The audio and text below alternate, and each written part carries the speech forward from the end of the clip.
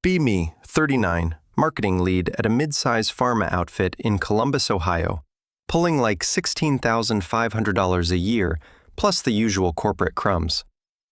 Company's called Riverbend Therapeutics. We sell prescription meds, not the fun kind, around 900-ish employees. Our bread and butter is diabetes and heart stuff. Been here 6 years. Started as a marketing associate, grinded up to specialist, then senior, got bumped to manager about 16 months ago. Youngest marketing manager they've got, which they love mentioning like it's a trophy. Run a team of 15 marketing coordinators and specialists. We handle campaigns, doctor outreach, conference booths, brochures, emails, digital ads. Everything has to be perfect because FDA rules are everywhere. One wrong phrase and compliance crawls up your spine. Deadlines are brutal. Pressure is constant.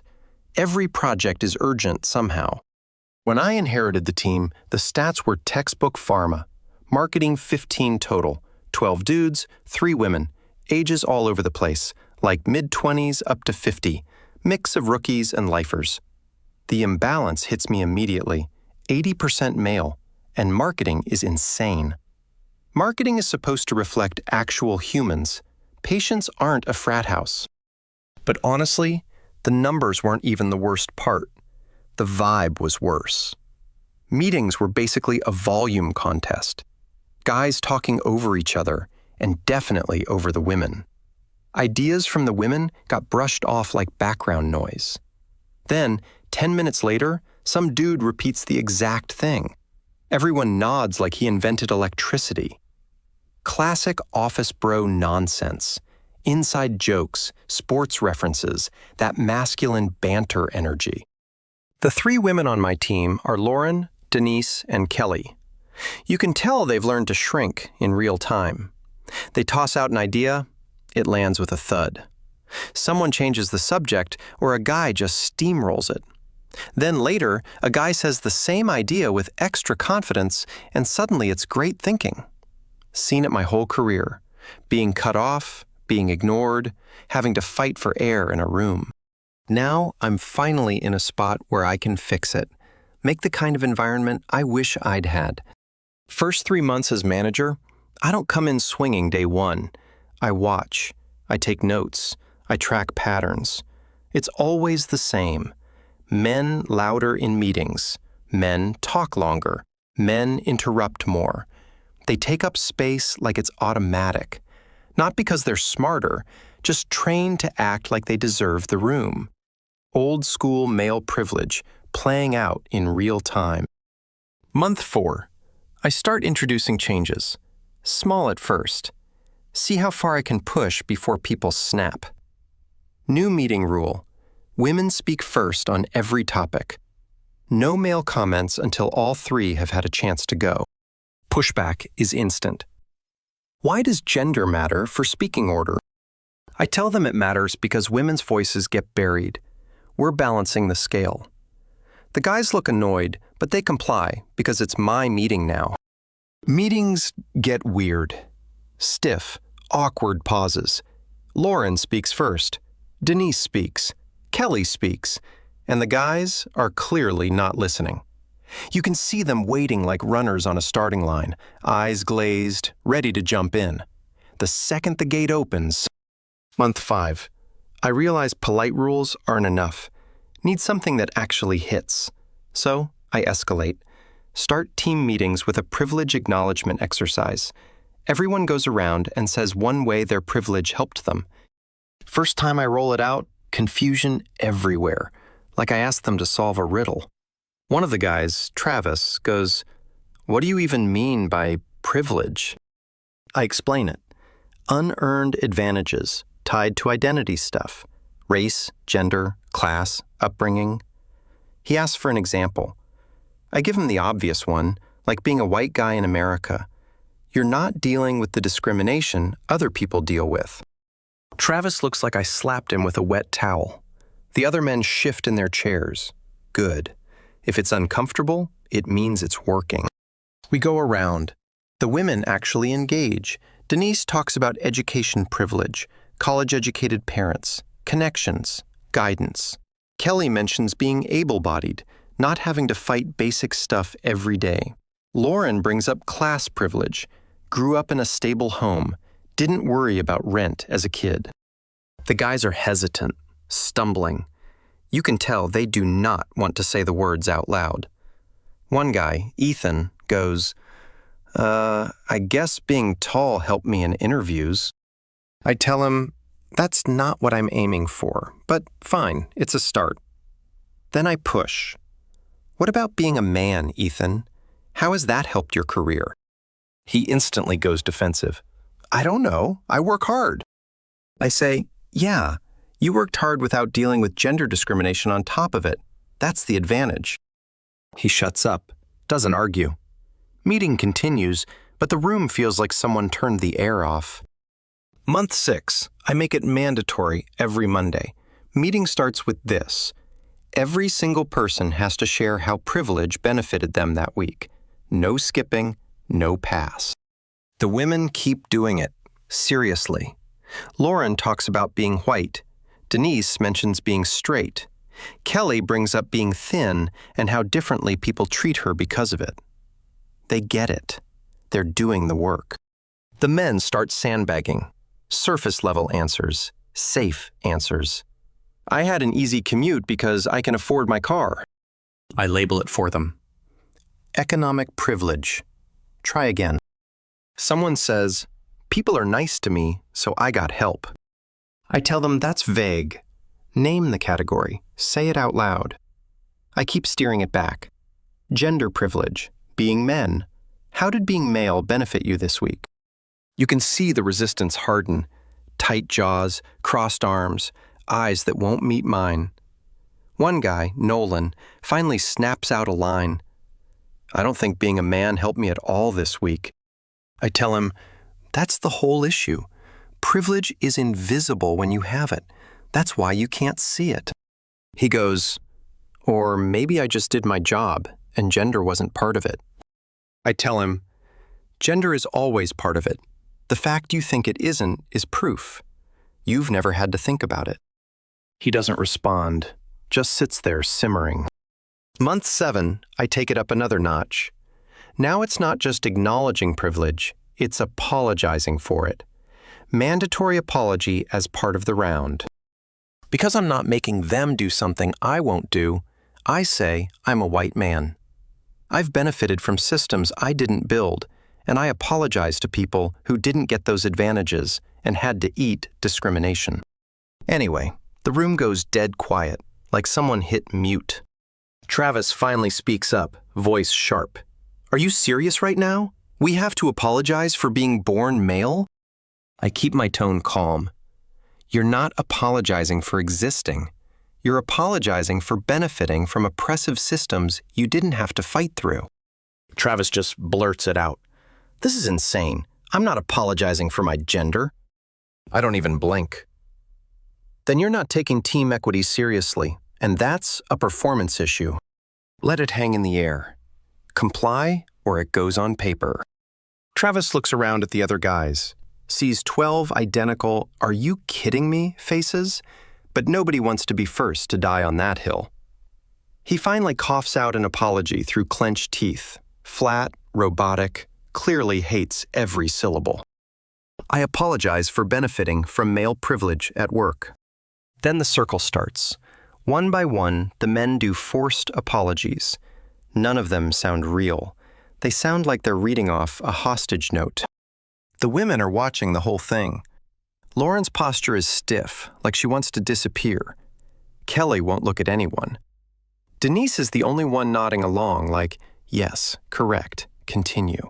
Month 8 hits, and the apology thing stops being an exercise. It becomes a ritual every morning. 8:45 a.m., stand up. It used to be quick, 12 minutes, daily priorities, blockers, done. Now, the first 8 minutes are mandatory privilege apologies. 12 men, rapid fire. Sorry for my male privilege. Sorry for benefiting from male privilege. Sorry for my unearned advantages as a man. It's like a corporate confessional. Like I built a tiny HR church and made them kneel by. Week 2. It's completely rote, meaningless. Just the same sentence repeated 12 times before coffee kicks in. Some guys start seasoning it with sarcasm. Sorry for my awful, horrible male privilege today. I shut it down immediately. Sarcasm means you're not taking this seriously. That's disrespect. That's hostile. One guy, Garrett, mutters under his breath, "This is a hostile work environment." I look right at him. No, hostile is what women have dealt with for decades. This is accountability. Month 9. I add another layer because the apologies alone feel too easy. If they can autopilot it, it's not changing anything. So now we do privilege action plans. After each guy apologizes, he has to name one concrete action for the day. Defer to a woman in a meeting. Amplify a woman's idea. Step back instead of filling silence. And at the end of the day, they have to report if they actually did it. So now they're doing their real jobs: campaigns, conference decks, physician emails, ad compliance edits, plus daily privilege homework between morning stand-up and end-of-day reporting. It's like 25 minutes gone. Every day, people start slipping on deliverables, campaign timelines, slide sales reps ping me asking why materials aren't ready, vendors complain, but I tell myself it's a necessary sacrifice. Short-term pain for long-term culture change. Month 10 is where it starts cracking, and I genuinely don't see it coming. The men go quiet in meetings. Not respectful quiet, dead quiet. They contribute the bare minimum. They show up at 8:45, say their apology, say their action, do their tasks, and at 4:58 they're gone. No extra time, no spontaneous brainstorming, no random, "Hey, what if we try this angle" messages. They used to stay late before product launches. They used to throw ideas around like confetti. Now they're like office robots running on compliance mode. I bring it up in one-on-ones, tell Travis, I'm noticing decreased engagement. He doesn't even pretend to be polite. Are you surprised? You've made it clear we're the problem. I say, not you personally, the system that gives you unearned advantages every day. He snorts. You make us apologize for being men. How do you think that feels? I tell him, growth isn't comfortable. You need to sit with that discomfort. He just stares at me for a second, doesn't argue, doesn't agree, just stands up and leaves when the time's up. Month 11. I notice something new. The guys start doing lunch as a pack. Not once in a while, like regularly. All 12 of them walking out together, without me, without the women. They never did that before. It sets off alarms in my head. Feels like organizing, like they're becoming an in-group. I mention it in a team meeting. I've noticed some exclusive lunch groups forming. One of the guys, Brandon, doesn't even try to sugarcoat it. We're allowed to eat lunch together. I say yes, but it creates in-groups and out-groups. That dynamic is harmful. Brandon tilts his head. Is it harmful when you go to lunch with only the women? My stomach drops a little. They notice that because, yeah, I do occasionally take Lauren and Denise and Kelly out together. I tell him it's different. It's creating a safe space for women in a male-heavy environment. So you're allowed to exclude us, but we're not allowed to have lunch together. I tell him that's not the same, and he knows it. False equivalence. The men exchange looks. Nobody says another word, but something in the room shifts like a latch clicked. Month 12. 1 year since I started pushing these policies hard. My little culture project hits its anniversary. I'm sitting there thinking about progress on paper. It's working. Men acknowledge privilege constantly. They defer more. They hesitate before interrupting. They've been educated. But the vibe is awful. Team dynamics are trash. Morale is in the basement. Projects are behind. Creativity is basically dead. Everyone looks miserable. And not just the guys. Even the women seem drained. Lauren's been especially quiet. I pull her for a one-on-one and ask if she's okay. She hesitates, then finally says it honestly. The team culture feels really uncomfortable now. I'm surprised. Uncomfortable? How? We've implemented strong equity practices. She exhales like she's been holding it in for weeks. The daily apologies feel degrading, not just for them, but to watch. It makes me uncomfortable seeing grown men forced to apologize every day. That hits me weird because, in my head, she should love this. She's a woman. This is supposed to protect her. I tell her they need to understand privilege. Apologies are part of that understanding. She shakes her head. It's performative. They don't mean it. It just builds resentment. I tell her that resentment is their work to do. They need to deal with the feelings that come with accountability. She drops it, but I can tell she doesn't agree. Even the women aren't fully on board anymore. Month 13. Friday morning routine starts like every other day. 8:45 a.m., stand-up time for the daily privilege apologies. All 15 of us in the same glass conference room. I kick it off like always. All right, let's start with acknowledgements. Who wants to go first? Normally, somebody jumps in just to get it over with today. Nothing's pure silence. Everyone's eyes drift to Derek. Derek's sitting there like a statue, arms crossed, calm as a guy waiting for a bus. I try to keep it light. Derek, you want to start us off? He looks straight at me. No smile, no heat, just flat. No. My brain stutters. Wait, what? He's refusing in front of the whole team. I tighten my voice. This is a required part of our team practice.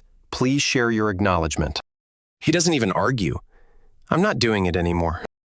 Heart kicks up, that hot spike behind the ribs. This is straight up insubordination. Public, too. I try the manager tone. Derek, this isn't optional. It's part of our team culture and expectations.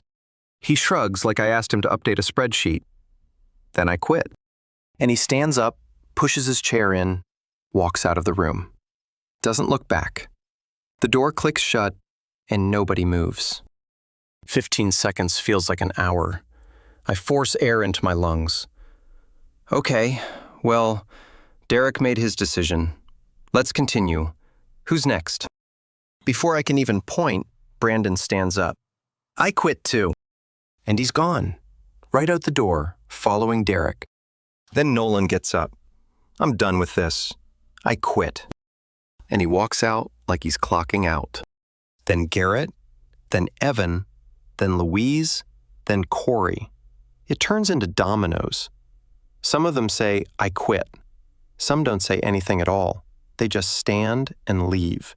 Chairs scraping, door opening and closing over and over. In under 3 minutes, all 12 men on my team are gone. Every last one. Left in the room, me, Lauren, Denise, Kelly, and a bunch of empty chairs. We're just sitting there, like the aftermath of a magic trick. Nobody talks. Denise's eyes are wide. Lauren looks pale. Kelly finally whispers, "Did that just happen?" I don't even have a real answer. Yeah, it did. And it hits me all at once. Those lunches, the all-guys lunches, they weren't just bonding, they were planning. Month 13 was them setting up a coordinated walkout. Same day, same moment, maximum damage, maximum disruption. I leave the room and beeline to HR, basically jog through the hallway like an idiot. HR's stunned when I tell them, "Your entire male staff quit at the same time?" Yes, they've been resisting our equity initiatives. The HR director blinks. Equity initiatives? Walk me through exactly what you've been doing. So I do. I explain the privilege acknowledgements, the daily apologies, the action commitments, the reporting. As I'm talking, her face changes like I'm reading a list of fire code violations. She says, "You've been making employees apologize for their gender every day?" I correct her immediately. Not for their gender, for their privilege. There's a difference. She doesn't look convinced. Did you consult HR before implementing any of this? I tell her they were team culture practices. I have discretion over how my team operates. She goes quiet for a second, then says, "You don't have discretion over practices that could be considered a hostile work environment." I actually laugh, like it's absurd. Hostile work environment? They're men. She doesn't flinch. Hostile work environment is about protected classes. Sex is protected. Doesn't matter who you're targeting. I try to pivot. The men were the ones creating the hostile environment with their behavior, their dominance, their microaggressions. She asks the question that makes my stomach drop. Did you document specific incidents of harassment or discrimination? I say it was systemic patterns, constant interruptions, dismissals, the usual. She repeats it slower. Did you document it? Did you write it up? Did you give them a formal opportunity to correct? I have nothing. No write-ups, no HR consult, no paper trail of discipline. I just watched it happen and tried to fix the culture. HR's expression goes from shocked to worried, like, oh no, we're in trouble worried. She calls an emergency meeting with my boss, the VP of marketing. Sharon. An hour later, I'm in a bigger conference room. HR director on one side, Sharon on the other, and I'm in the middle like a kid caught stealing. They want the whole timeline, the year of policies, the resignation chain reaction. Sharon's face gets red as I'm explaining. So, let me get this straight. You implemented mandatory apologies based on sex, without HR approval, without documenting misconduct. And now we lost 12 employees in one morning. That's 80% of your team. I try to hold the line. They were resistant to change. They refused to examine their privilege. Sharon cuts me off. They were being forced to apologize for their identity every single day. Do you understand how that looks? How it can be perceived? I still don't want to admit it. In my head, I'm still the one doing the right thing. They quit because they couldn't handle accountability. Sharon's voice goes cold. They quit because you created an intolerable work environment. Over the next 3 days, HR contacts all 12 guys for exit interviews. And it gets worse. They've lawyered up, all 12 of them. Same attorney, same firm, same message. Organized, serious. This isn't a couple angry emails. This is coordinated legal action. Their attorney sends a letter to the company, and it's brutal. Claims 12 employees were subjected to daily forced apologies tied to sex, hostile work environment, sex-based discrimination, constructive discharge, forced resignation due to intolerable conditions. They've got evidence, recordings from meetings on their phones, video of me telling them to apologize for male privilege again and again and again. Slack messages where I say male privilege is the problem. Emails where I'm correcting them, telling them to sit with discomfort of their advantages. Everything neatly packaged, everything time-stamped, everything usable. Company legal reviews it, and their assessment is basically a funeral. Clear-cut exposure, sex-based hostile environment. Forcing daily apologies tied to gender is discriminatory. Liability is huge. Settlement could hit 7 figures easy. A week after the mass resignation, I get called into another meeting with Sharon and HR. I walk in thinking it's damage control. It's not. HR slides a paper across the table. We're terminating your employment, effective immediately. I snap back. This is retaliation for implementing equity practices. HR director doesn't even raise her voice.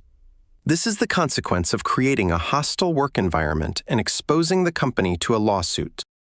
I start saying I was trying to address toxic masculinity and privilege. Sharon cuts in sharp. You discriminated against employees based on sex. That's illegal, no matter which sex you target. They have security waiting outside. No dramatic shouting, no big scene, just a quiet escort. my badge deactivated, my laptop collected, walking past my own team's empty desks out the front doors that afternoon. Like I never mattered at all. Security shows up with the polite smile, hands me the cardboard box like it's a birthday present.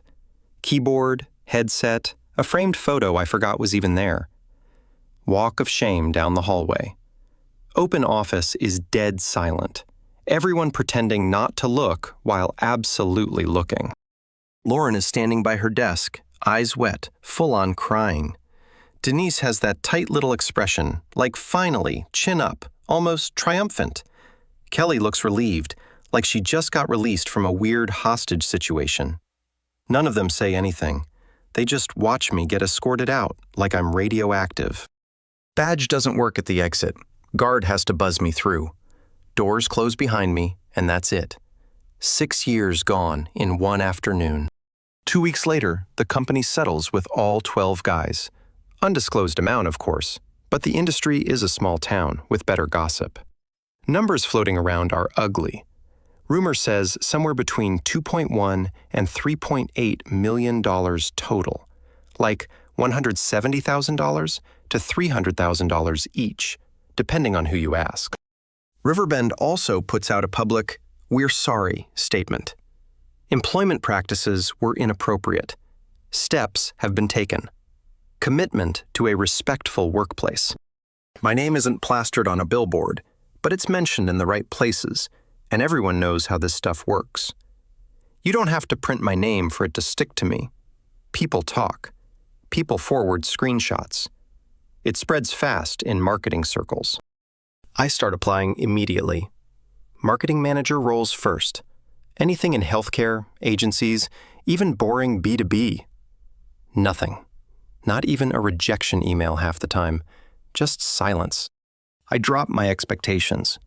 Apply for senior specialist roles, then regular specialist roles, coordinator roles.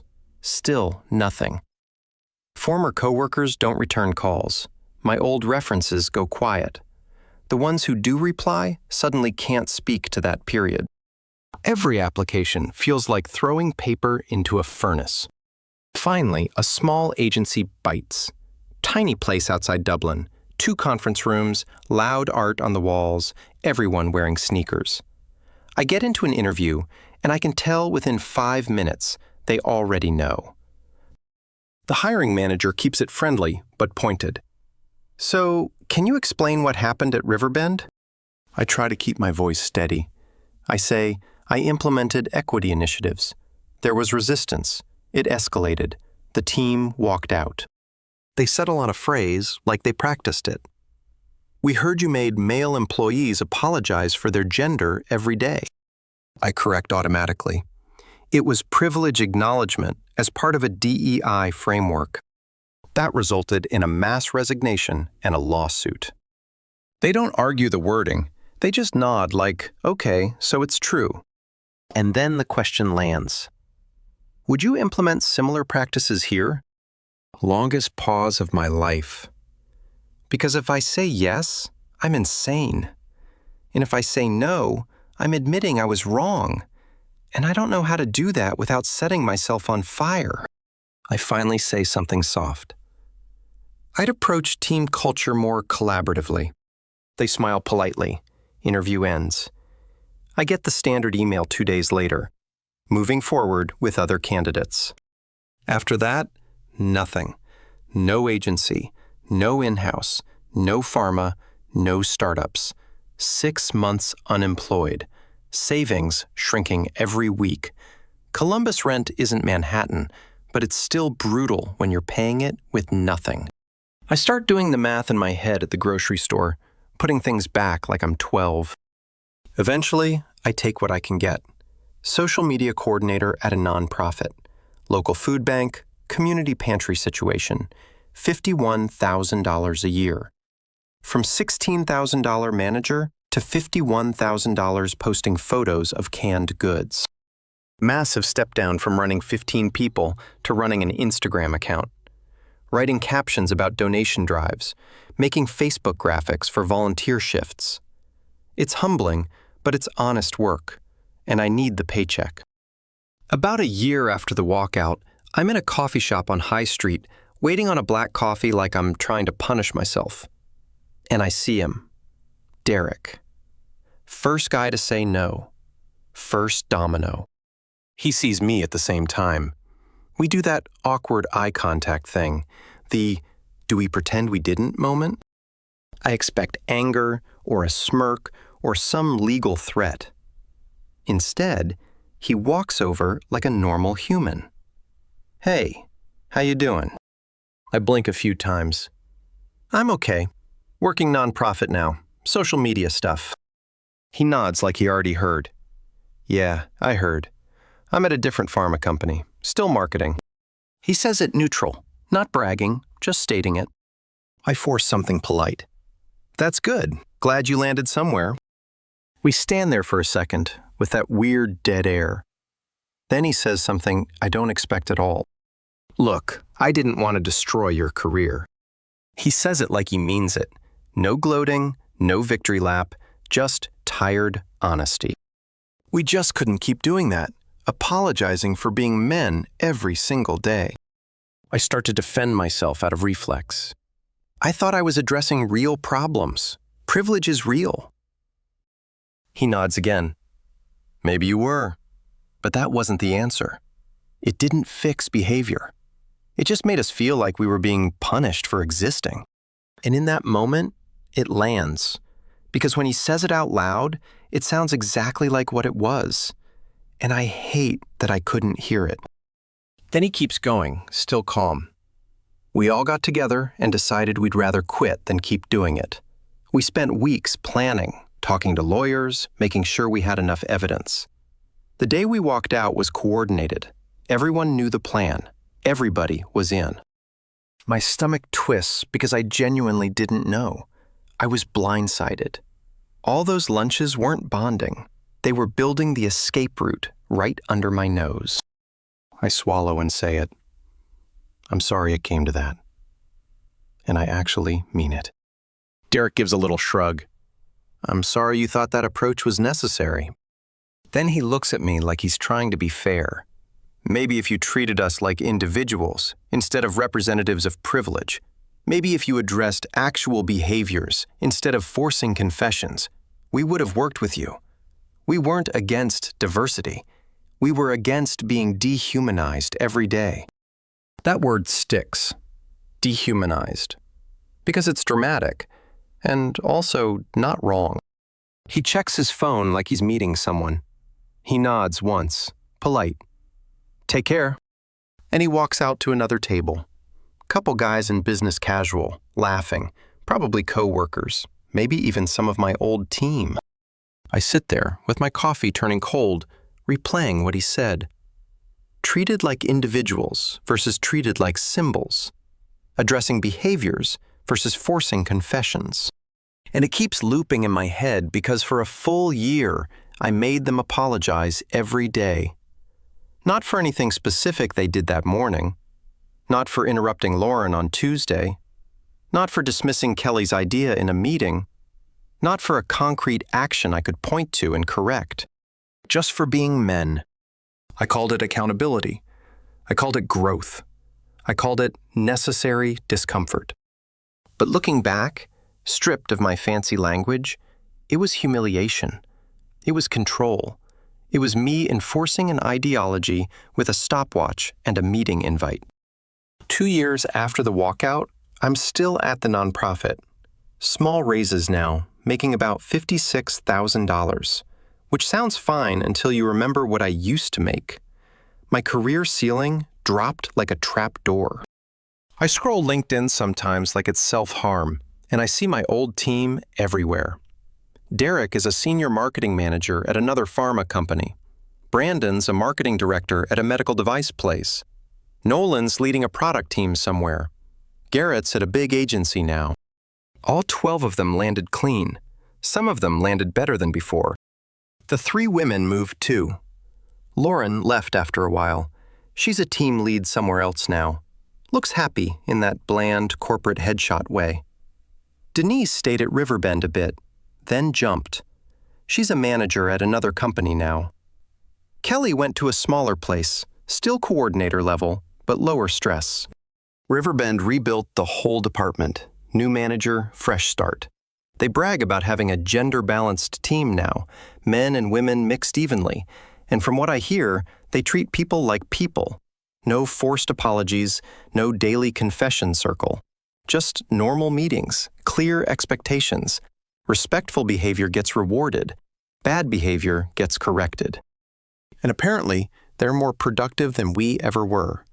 More creative, too, which is the part that stings.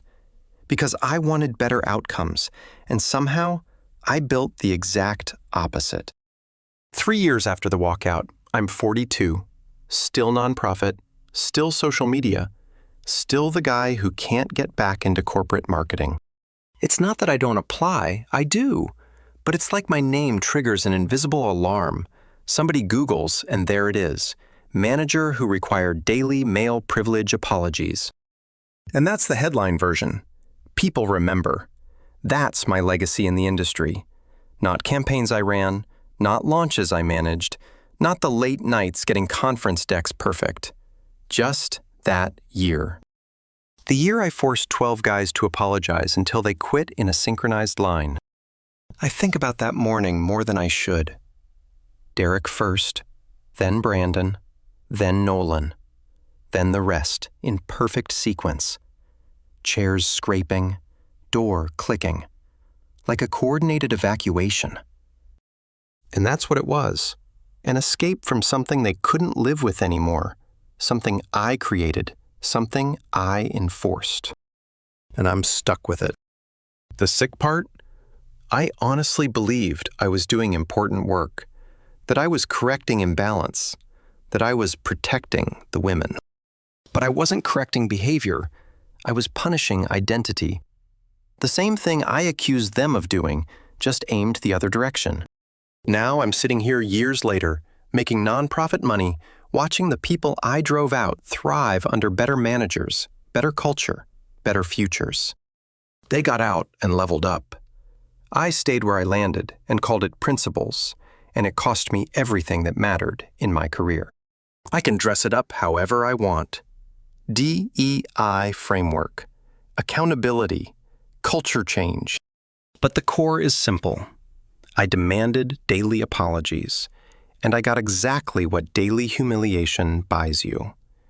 Resentment, organization, escape, empty chairs, and a reputation that follows me into every interview. I never get